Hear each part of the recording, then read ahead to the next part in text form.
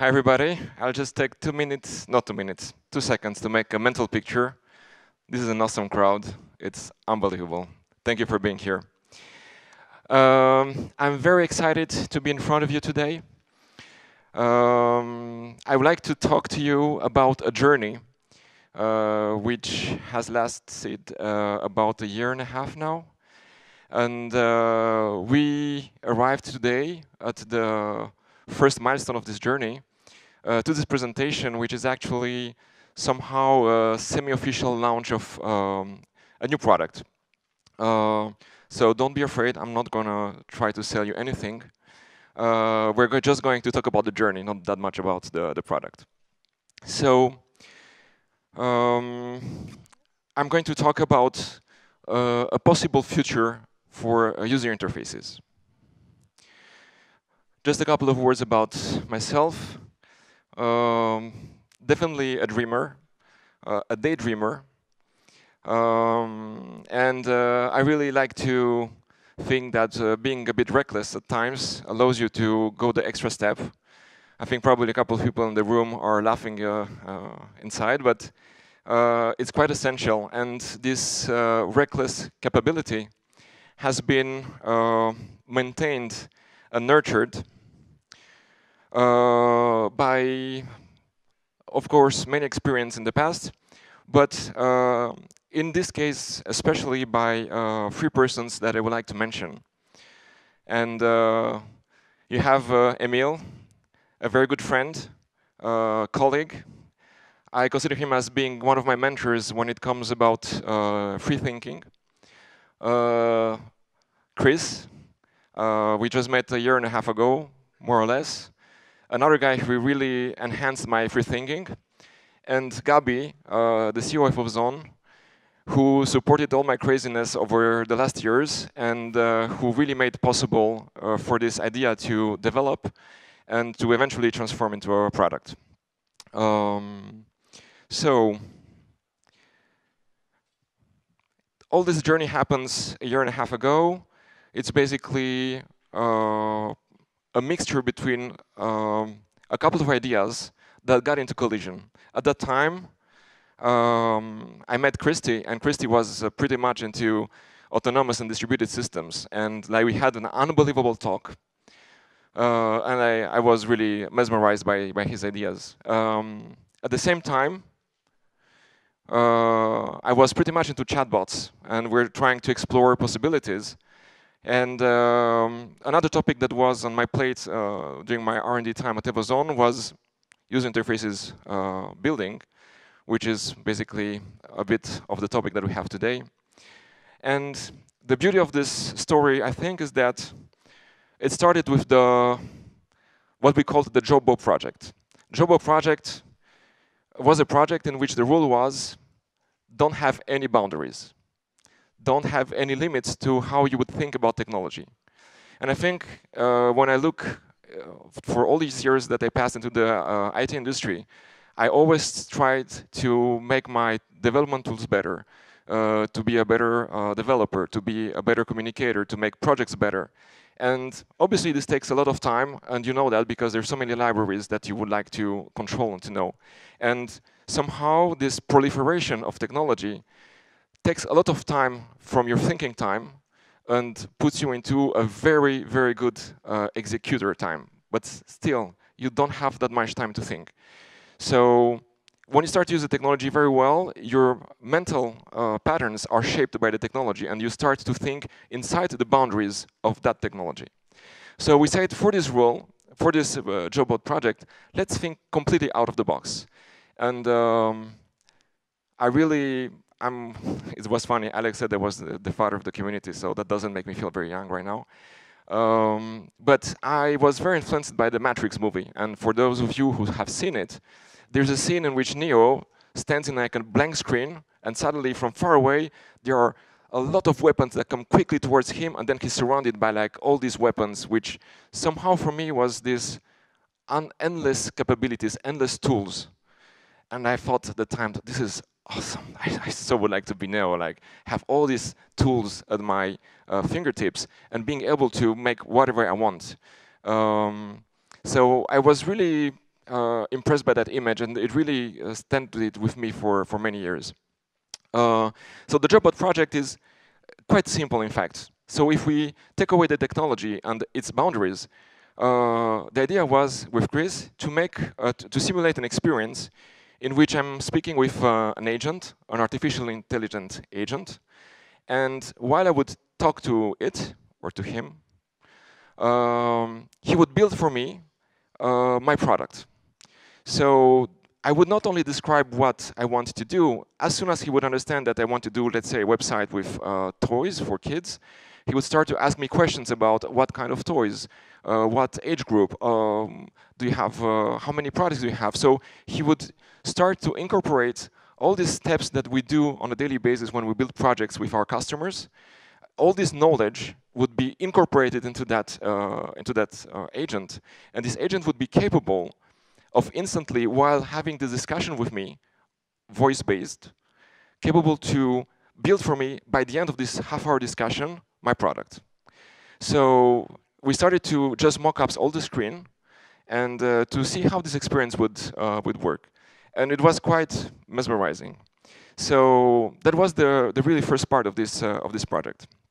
And then we started to think a bit further, and we said, okay, that means we need to have, obviously, some intelligence. We're not there yet, but there's a piece that we can start to work on, which is the automation of the user interface. So to make it really interesting for us as developers, it should be codeless. It should be platform independent. That seemed very important to us. And very important, it should be teleportable, both in code, but both in a hydrated working instance. And we said, okay, that's fine. Let's go further. What's the kind of architecture we need behind that? So we said we should base everything on on a JSON file. Nothing new. A lot of companies and products do that.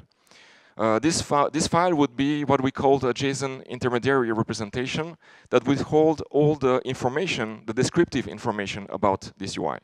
And then we said, in that case, once we have this descriptor, which is a static file, we would need to have an engine that would in turn be capable of hydrate instantly in terms of code on whatever target. So until here, nothing new. It's not the first attempt. We were very aware of that. Then we continued to think about the needs, and we said, okay, but one of the big difficulties is that it's very hard to experiment in real time what you're thinking. So it was very interesting to listen to Mark this morning and say, we're thinking design systems and we're building tools that allow us to synchronize or to shorten the distance between the creative moment, design moment, with the production moment or the inflating moment of the idea. So we said, okay, that's fine, but we should not only stay at that level. We should also offer a dev experience as well, and we should also provide integrations that can be with any tool that makes design or prototyping. And finally, there should be an API so that anybody or any third party could either build JSON files, either inject them into our API and receive, on the other hand, the code or the working instance. So that sounds very good on paper. Then we started to work on it, and we had a couple of headaches. Nonetheless, I would like to share with you where we've got. And I'm going to start a first video. It's going to be quick, and I'll explain after. It's a couple of seconds.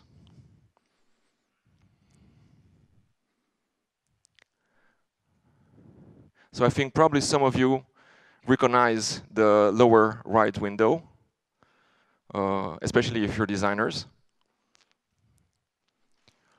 So in this demo, what you see on the bottom is a designer experience who's working in Sketch.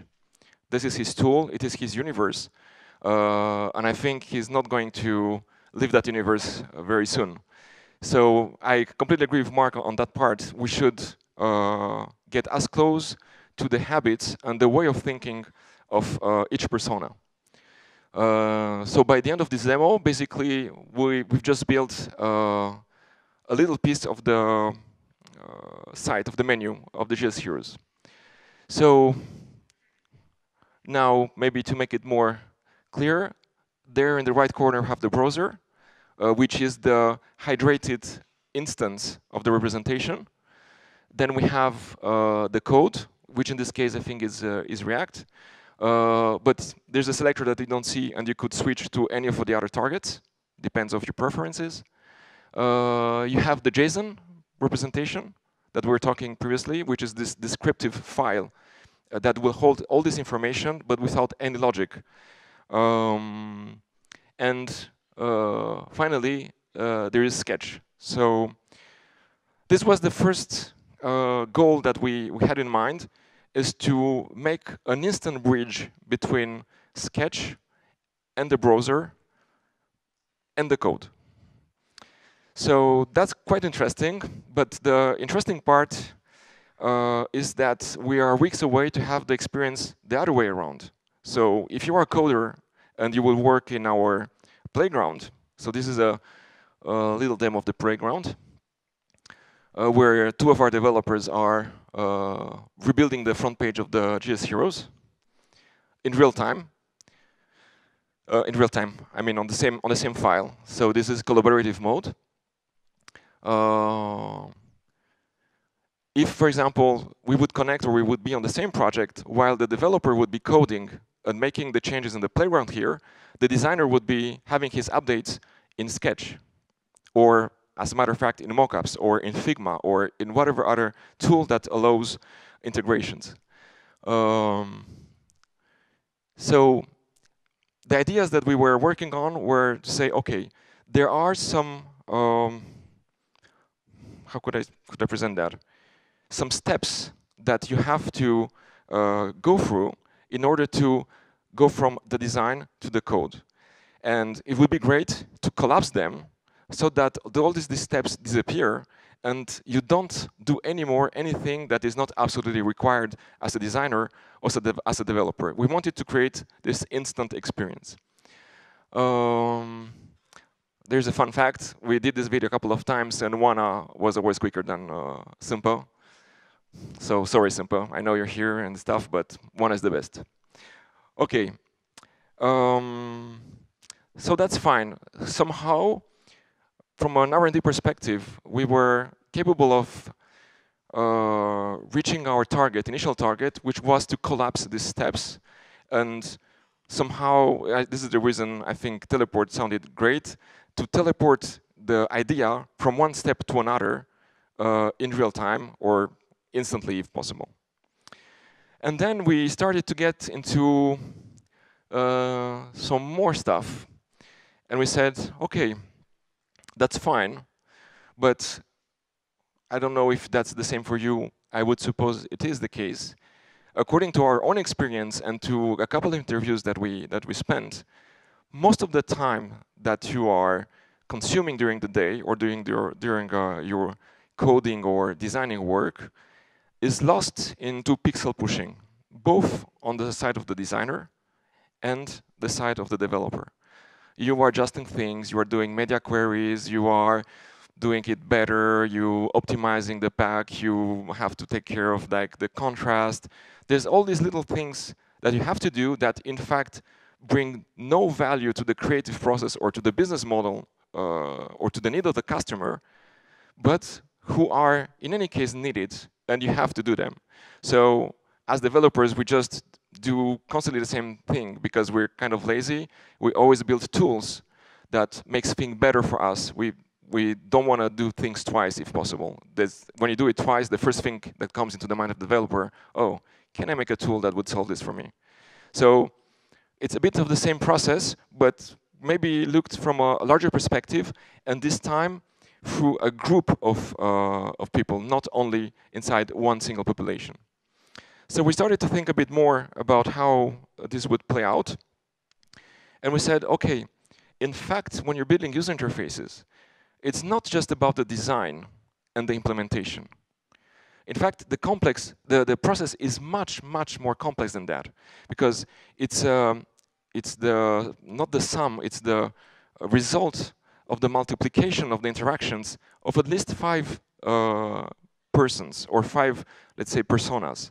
There's the business owner or the stakeholder.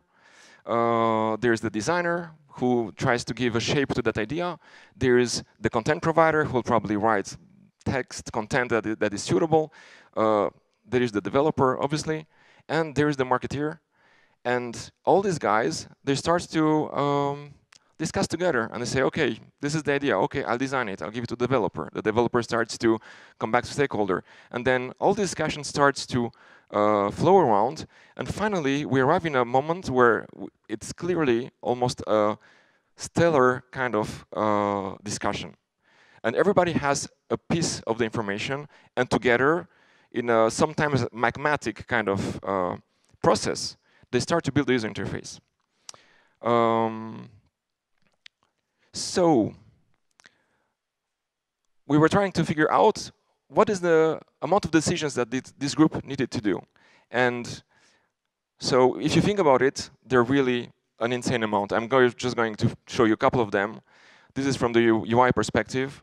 I don't know if you guys have checked the list of this one. It's insane.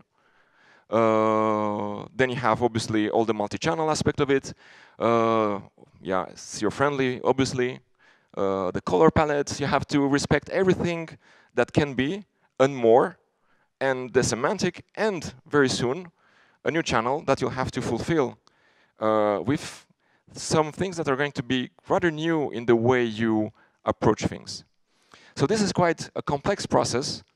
And we thought, maybe there's a way to help this process as well. Oh, okay, so this is a reminder from me. I should open the browser. Good. Hello, browser.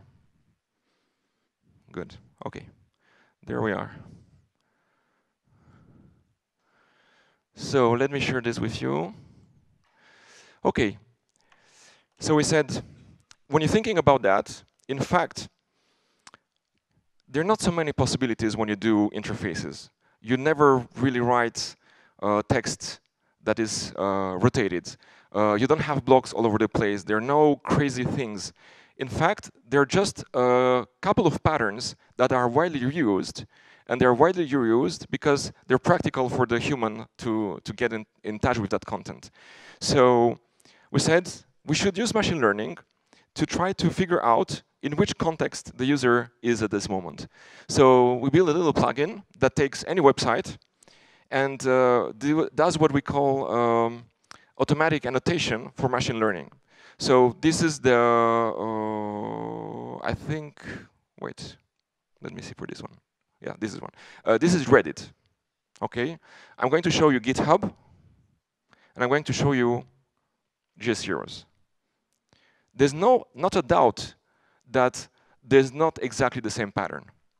From a machine learning perspective, the fact that the data is filtered and you have only the essence of the boxing and eventually of the order in which things are put will allow the engine to recognize very quickly when, as a designer, you start to draw elements, in which kind of intention you are. Do you want to do a free-column website? Do you want to do a website for photographers with big spaces and a lot of images? So we started to build plugins that apply filters on the websites that we are surfing. And these plugins are filtering the information. We would have the weight of the text on one side. We would have the positions of the box on this one, on this example. And we collect other type of data, like the proportions between the H1, H2, paragraph, images, line heights. And we put everything into a big database. And little by little, we start to have a sort of common knowledge about the average of best practices when it comes to UI. The more data we collect, the more chances are that at the very moment where the designer starts to put the first items on its screen, we will know what his intention is, and then we'll be in a decision tree in which we'll be able to help him to make this design quicker. So I'm going to go back to the presentation now, and I would like to show you a little scenario. Oh yes, before that, very important. Okay, take a deep breath. This is serious. This is a bidimensional vectorial latent space. I didn't know about that until a couple of days ago, and it took me a days of explanation to try to understand what it is. Before, we just said that we're taking these websites and we're analyzing all these parameters about them.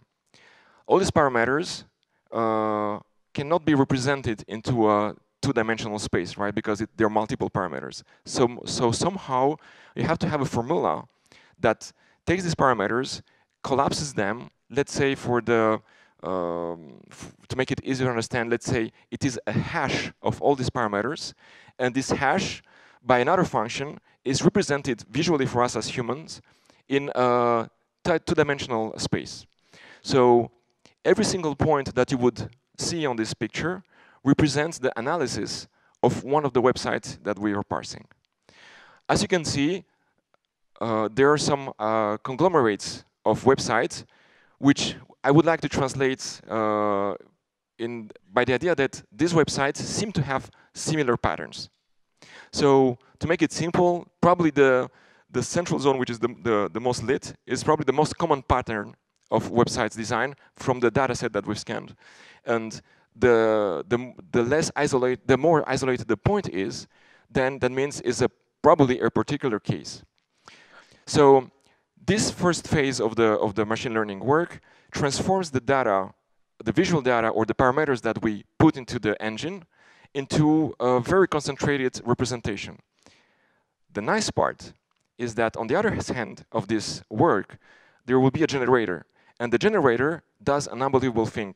I think it's still, it's amazing for me. I'm discovering these parts, but it opens unbelievable perspectives. So if you would put a point wherever in this virtual space, the system will infer how the design of your website should look like by combining the weights of the properties of all the other data points. So basically, you would be able to create a new item, a new site, just by having the genome of his peers.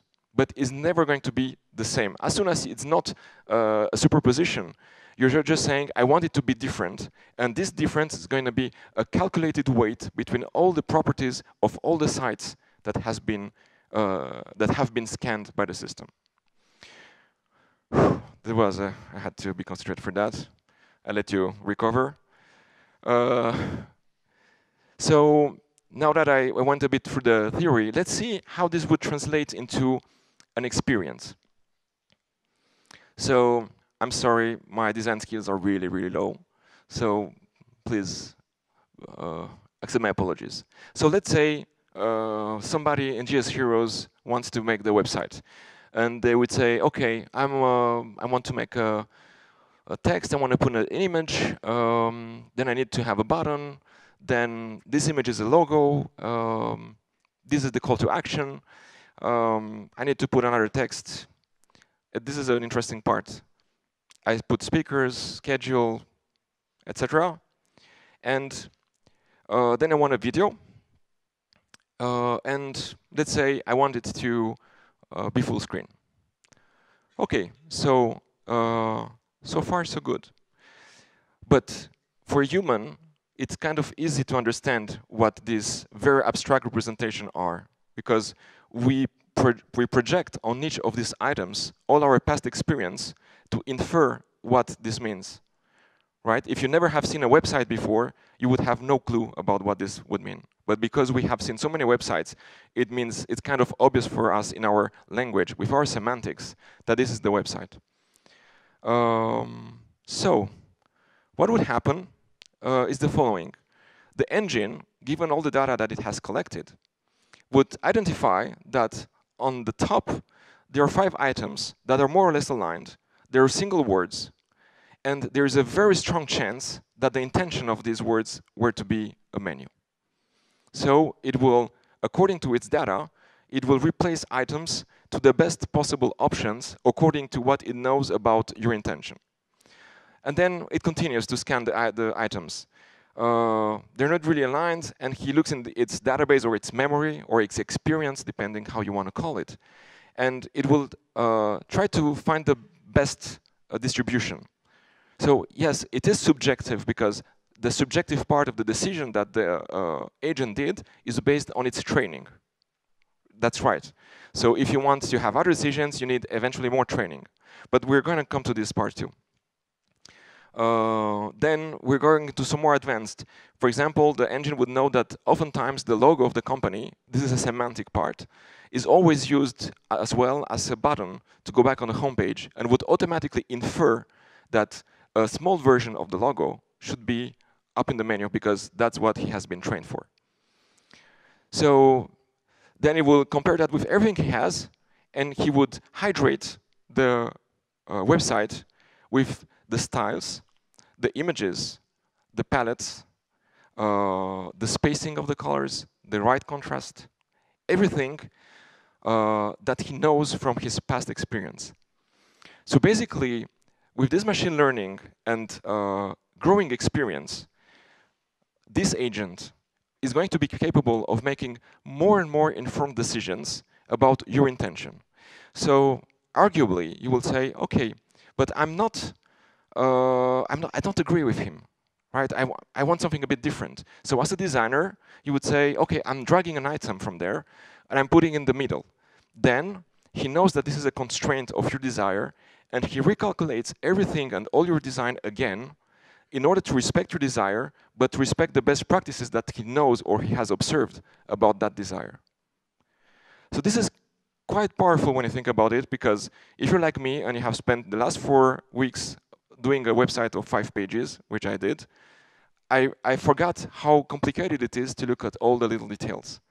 So it's quite amazing what AI and machine learning will bring to us in the next months and years. I think the idea is that this process that I described in the building of user interfaces is a rather complex process, and all these milestones. I really like this representation of a constellation, and each time you want to move from one context to the other as a human, you need time. You need to stop what you're doing. You need to go into focus mode again. There may be some places that you cannot think about, right? If you're a designer, you're not really concerned by security. If you're a developer, you don't really care that much about content and design. So each human is somehow specialized on 1 or 2 or 3 of those items, but none of us is capable today of being a good performer or a specialist on all of those. And the more you advance in time, the more the pressure to deliver features versus your competitors, right? Because the race is not with you anymore. It's with your competitors that have this incredible velocity. Is going to require for you to get new tools.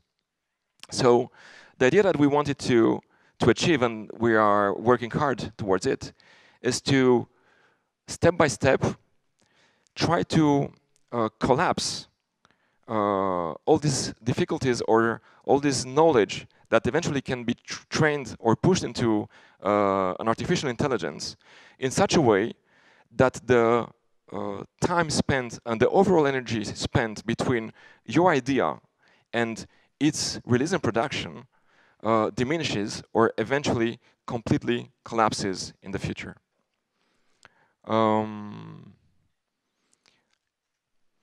So this slide is quite important for me. It's a talk that is a topic that is related to something very important for us. Yesterday evening, Benedict was saying that the web, and HTML especially, has been unbelievable because it was offering instantly to any person that was having a browser the knowledge of the person that built that web page. I really love this idea, right? You do this right click and you see the source of that page and you start to go for it. This was the basic, far before GitHub, right? This was the first open source act somehow. And this Open Source Act is not only an open source act, it's an open protocol act. And there are a couple of guys who are talking about that. Some are calling it the Web 3.0. Some other guys are calling it the third wave. And the third wave is basically the need for a renaissance of the open protocol and open source of the web. To give you an example that everyone can understand, Facebook is considered by many governments as becoming an infrastructure, right? For many countries that just have access to internet right now, Facebook is considered as being the internet because they don't know anything else about internet, but their experience inside the Facebook universe. This is not an open protocol. Mark, who just appeared in the previous talk, knows that. If you look at the patterns, the usage patterns that are embedded into Facebook, you see that they don't want you to get out of Facebook. So I know about retention in products. There's no doubt about that it is required, but that's not about retention. It's about the taking over about the digital world.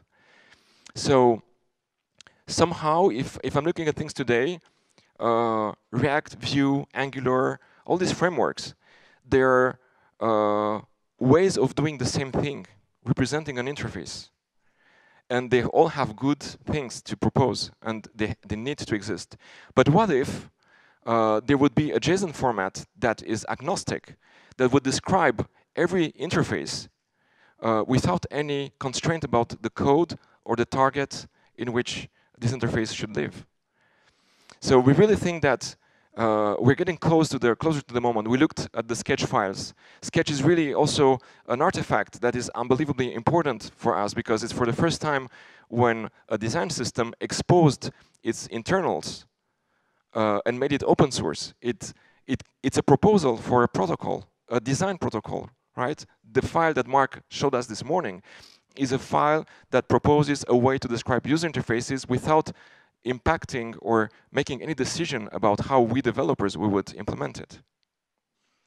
So I would pledge for us to be more aware about the open protocols of the future, whatever they would be.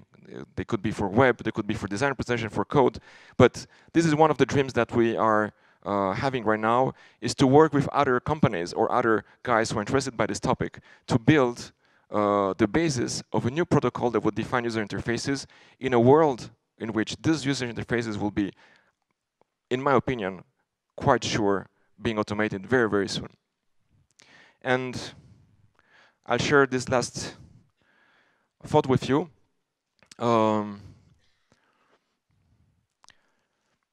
Technology in the last years has really surpassed, in many ways, humans' capability. I think the rise of the AI, we all know it.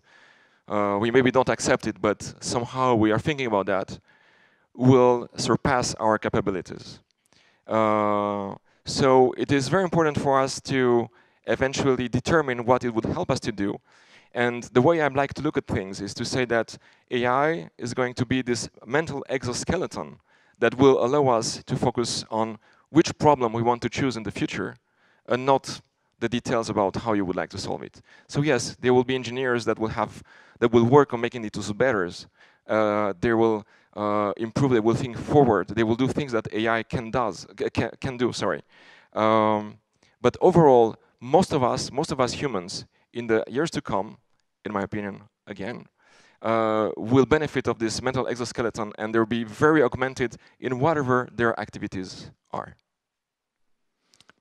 I guess that will be it. Thanks.